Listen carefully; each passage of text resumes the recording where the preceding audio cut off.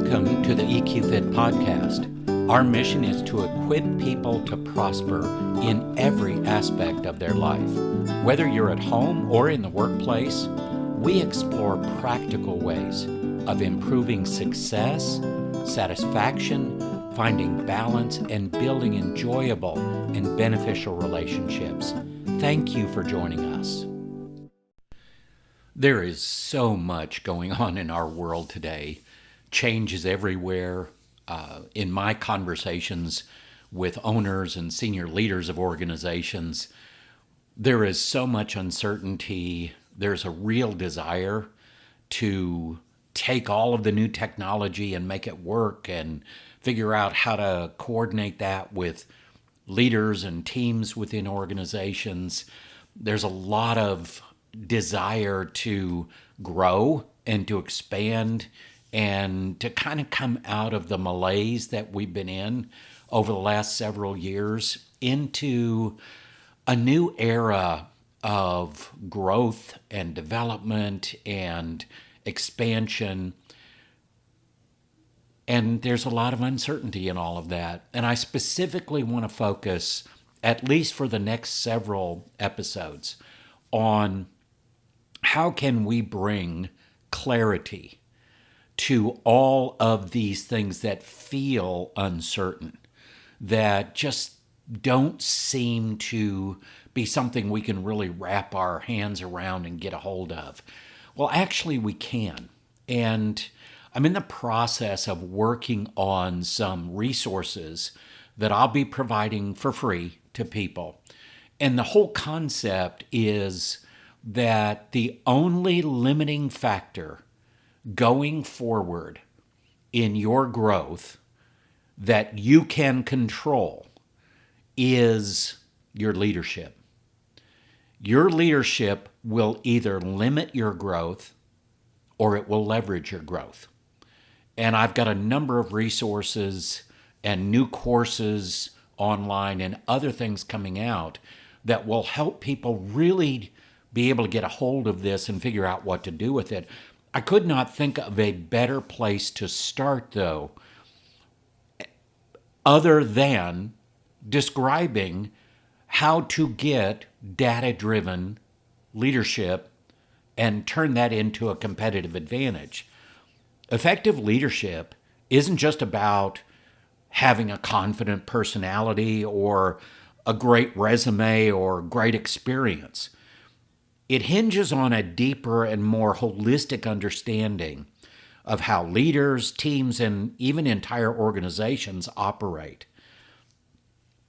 This is where data-driven diagnostics, particularly the 4C's approach that I use, can make a massive difference. If we can measure character, competence, chemistry, and capacity in leaders and teams, we can gain measurable insights that will foster engagement, it'll reduce turnover, and it'll unlock a competitive advantage. And that's the clarity that you can gain from leveraging assessments in leadership. I'm going to describe that, and I'm going to go deeper into that in future episodes, because I really think right now, with all of the changes, with all of the new technology, with all of the uncertainty, with all of the many different areas of our lives that just seem to be evolving, changing, we have got to find a way to get actionable data that we can use to make our very best decisions. And the hardest area to do that in is people. Well, I have a solution for that, and that's what we're going to talk about today. We're going to explore the 4C's that I just talked about. We're going to discuss the power of data-driven assessments, and those include things like personality assessments, mindsets and motivators, emotional intelligence assessments, and something I call the habit story assessment, which is fairly new and very few people know about it, but I have found it to be incredibly powerful. Then we're also going to add to that an entire suite of assessments by 6 Seconds called vital signs assessments that give us a 360-degree view of leaders, teams, and organizations. If we can leverage assessments to give us a competitive advantage in our leadership, then we are doing everything we can to move things forward. Let me break all of that down for you. What is this 4 C's framework that I'm talking about? Well, again, the first one is character. What is that? Character refers to a leader's integrity, their moral compass, their ethical standards, their inherent values. It is the why behind their decisions and actions. Why is it important? Why is character important? Leaders with strong character foster trust, loyalty, and respect among team members. According to a study published in the Harvard Business Review, organizations with trustworthy leadership tend to see higher retention rates and a more positive work culture overall. And that just leads to higher productivity, higher performance, and higher profitability. Okay, what's the second C? It's competence. Competence is the what. It's the collection of skills, knowledge, experience, and the abilities a leader needs to fulfill their role. Why is that important? Competent leaders drive efficiency and assure the organization meets its objectives. By identifying gaps in competence, companies can target training and development efforts more effectively, resulting in fewer mistakes and higher productivity. I cannot express to you how many times I have had conversations with people and their approach to developing emerging leaders and even seasoned leaders is so haphazard and so non-data driven that it just makes no sense at all. And I understand I have a bias here. I understand that because this is what I do for a living and have done it for many, many years, decades, then, I have a specific perspective on this. But I also know the human brain. I know how the human brain works. I understand how people learn, how they retain the learning, how they can engage with the learning, they can activate it, they can reflect on it, they can put that learning into practice, and they can grow and develop their skills, they can upskill. I've spent my entire adult life working on that with people, thousands of people over the years. And the reason I say this is I have people that will argue with me, well, something's better than nothing. I'm not sure that's always accurate. Yes, it's better to do something to develop leaders than it is to do nothing.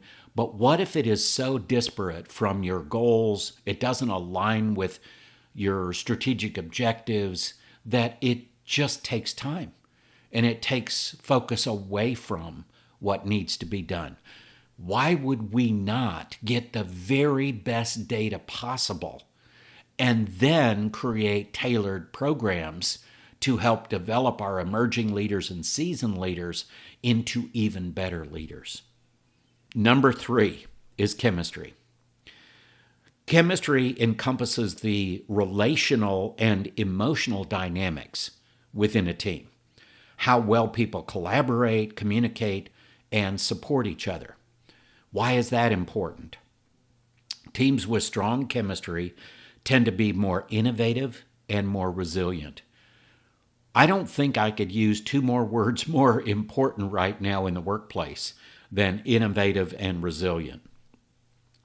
Gallup's data shows that high team engagement can lead to 21% higher profitability. Think about that. What if you could get 21% higher profitability without changing your team at all, without adding new people, without spending a ton of money, but just really focusing on growing people and developing people that you already have. And there are other benefits to doing that. Measuring chemistry like this helps leaders spot and address internal conflicts, and then aligning personal styles for better performance. I recently talked to a group of people that I will probably not work with because they have decided that they want all of their team to be the same personality style. And I got to tell you, that's a disaster because there are no complementary strengths. And the blind spots are all the same for all of those people. And so they're going to be blind spots that are just not going to get addressed. So diversity to me is taking diverse strengths and bringing them together in a team to really get high-functioning teams where people's strengths may shore up somebody else's gaps, where leaders can talk about these things and help develop and upskill their people. Well, number 4 then is capacity. Capacity refers to the potential bandwidth of an individual team, how much stress, how much workload, and how much change they can handle without burnout or performance decline. So that's what capacity is. There's something very interesting here. There is something very interesting here in the relationship between capacity and competence. They are directly connected. As you grow your competence and become better at something, you actually increase your capacity. As you increase your capacity, you have room to grow and become even more competent. So it's an ever-expanding spiral that we can put in play for teams, leaders, and organizations to get the kind of growth that we want to see. So capacity, its importance, if we understand it, we can set realistic goals. We can avoid overburdening people and teams.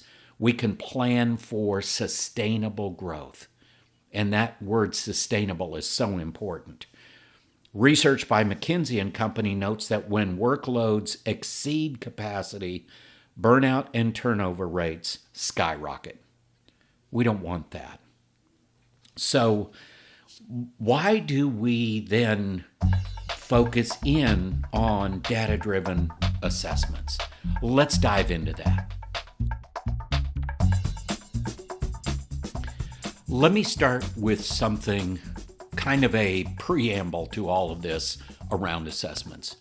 I am speaking of highly validated psychometric tools that have proven to measure what they're supposed to measure. That's what I'm talking about, predictive validity. So when we look at these assessments, this is where I'm coming from. So let's dive into this. Why would we put these in play for leaders and for organizations? Well, traditional performance reviews or even manager observations can miss a lot. They can miss a lot of critical aspects and nuances around a leader or a team. So when we apply data-driven assessments for personality profiles, EQ evaluations, emotional intelligence, habit tracking, things like that, we offer a quantitative window into intangible qualities. I wanted to make sure I said that correctly because there are a lot of people out there that don't understand that what they think may be nebulous and hard to get a handle on and all of that, we can measure all of that stuff through a variety of different assessments. We can offer that quantitative window into those more intangible qualities. And then we get empirical evidence, which provides clarity on hidden strengths, unrealized potential, weaknesses and gaps, even potential friction points. So let's kind of break that down. How do we reveal hidden strengths and gaps? Well, for instance, we could take personality assessments. Tools like a DISC assessment can shed light on how people prefer to communicate, how they like to make decisions, how they like to handle conflict, or not. This insight makes it easier to form a balanced team and to delegate responsibilities more effectively. Then there's another type of assessment called mindsets or motivators that actually uncover what truly drives behavior with people. And of course, people are different. So there will be different motivators or mindsets that will drive their behavior. So from growth-oriented mindsets to intrinsic motivators, we can measure all of that. Understanding what fuels or stalls each team member helps us to tailor incentives and growth opportunities. Well, what about a team? How can we measure team dynamics? First, EQ assessments. Emotional intelligence is vital for building trust, empathy, and clear communication. It goes to teamwork, it goes to collaboration, it goes to execution, it goes to motivation, it goes to trust. And it goes to managing change. I mean, it's incredible how powerful emotional intelligence is in the workplace. A robust EQ evaluation quantifies things like self-awareness and social skills, which reveals interpersonal blind spots that might cause friction in the team, and so much more. The habit story assessment is another fascinating one for individuals and teams. Habits dictate over 46% of our daily actions. Think about that. 46% or more of someone's daily actions are driven by habits and patterns. Patterns, habits, pretty much the same thing. By capturing these habitual patterns, from the way people make decisions to how they resolve conflict, the habit story assessment and coaching can pinpoint exactly where leaders and teams need to shift their behaviors to become more effective. That is an incredibly powerful boost for leadership success. Now, let's talk about 360-degree assessments. That's another data-driven assessment that gives us a real competitive advantage. So I'm specifically going to talk about a suite of assessments that I use and many people use around the world from 6 Seconds called the Vital Signs assessments.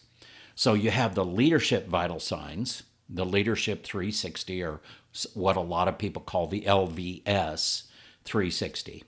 It evaluates the leadership style, decision-making approaches, and emotional intelligence markers, providing data on how leaders impact their teams.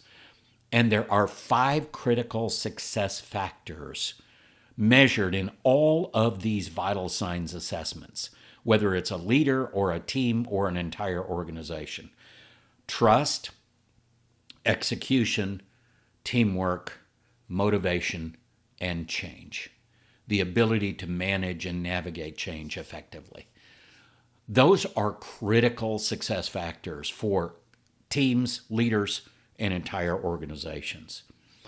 So the team vital signs measures engagement, motivation, collaborative capacity.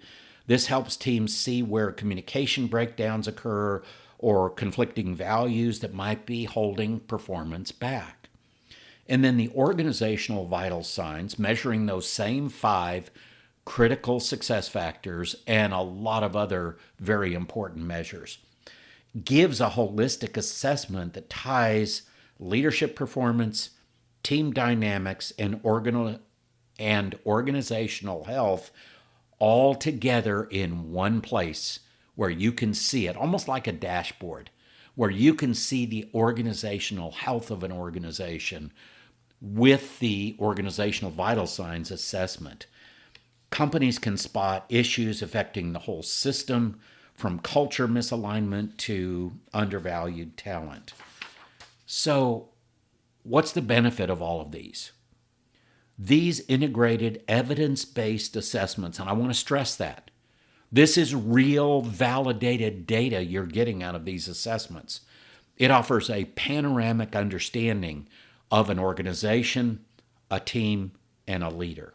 So instead of guessing what needs improvement, leadership teams can pinpoint the exact areas requiring attention. Now, I've gone through all of these different assessments very quickly, and I'm happy to have a conversation with anyone about any of these types of assessments, how they can be applied appropriately, how they can be brought together to create customized packages to learn the data and insights that are going to be critical to sustainable success. So I'm opening the door for those conversations right now. Feel free to go to eqfit.org and send me an email and let me know that you'd like to have that conversation. Okay, I always like to close these episodes out by putting this into real-world applications.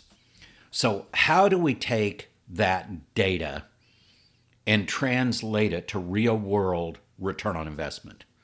Well, organizations that embrace these diagnostic tools often see transformative business outcomes. Let's break some of this down. The first big return on investment is improved engagement. This is a hot topic and has been for many years for most organizations.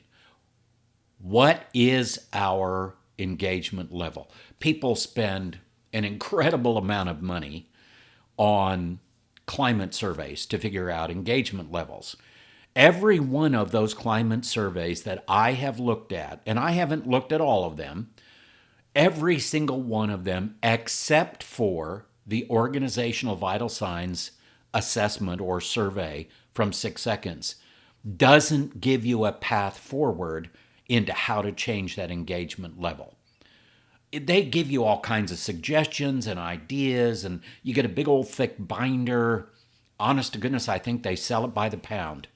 But bottom line, there isn't a consistent sequenced path forward to change engagement levels, except with that organizational vital signs assessment that I use from 6 Seconds. And I'm not promoting them over anybody else. I'm just saying, because I'm a certified assessment professional, it is absolutely critical to me that I get the very best possible data, because my reputation, the trust that I have with my clients, resides directly in how good the data is, how predictive it is, how much insight can be gained. So I have got to make sure that I am getting the very best data possible, because that's what we build on. It's the foundation to move forward. So we want to improve engagement, higher morale, better collaboration, and tangible results. What do we mean by tangible results? According to Forbes, companies with highly engaged workforces are 17% more productive and experience 41% lower absenteeism. That's huge. If you put that into dollars, I know a lot of people talk about turnover, losing people and then having to rehire, and we're gonna look at that here in a minute. But think of absenteeism, or what we've heard more recently, quiet quitting, where people just aren't performing at the same level. And with remote and hybrid teams, it's even more of a challenge for leadership to get the performance and productivity necessary.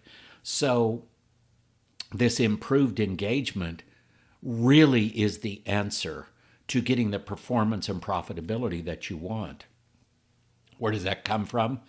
By getting good data and then being able to leverage that data to enhance leadership impact. Number 2 is reduce turnover. And I said we talk about that. We need to make sure we have the right people in the right roles. So the same kinds of assessments that I use to help organizations in all of these areas we've been talking about, I also use those in pre-hire so that we know what we're getting with a candidate. The best way I have ever heard this explained is my dad, the psychologist, who said, Steve, these assessments, when we do them for our clients, are just like working with that person for a year and learning about them and getting to know how they do things and how they make decisions and all of that. But you get to know it before you make the hiring decision. Think about that. That alone would change so much in the workplace if you had that kind of data before you made a hiring decision. So right people, right roles. Retention through development. This is huge. Any of you owners, leaders out there who are millennial or boomer generation, please listen to me on this. If you want to engage younger talent, bring them into your organization.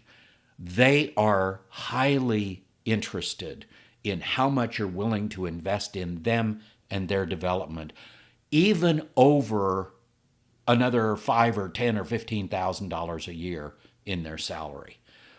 This investment in people is becoming critical. So high potential individuals feel more valued when the organization invests in their diagnostics and their development. The D&D, diagnostics and development. And what's the tangible result here? Well, SHRM, Society for Human Resource Management, estimates that replacing an employee can cost up to 50 to 60% of their annual salary to recruit, train, and in lost productivity. I've seen it much higher than that, especially if it's a revenue-generating position. I've seen it in the 200 to 300% of annual compensation range. So what's the next real advantage of doing this by leveraging this data-driven assessments? Well, more efficient leadership development. That's a critical element. We can do targeted development, targeted training. The data clarifies what each leader or team needs. Instead of generic leadership training, you can tailor development programs to address precise gaps. That's what you need. That's efficient use of your investment in people, in teams, in leaders. Here's another one, faster progress.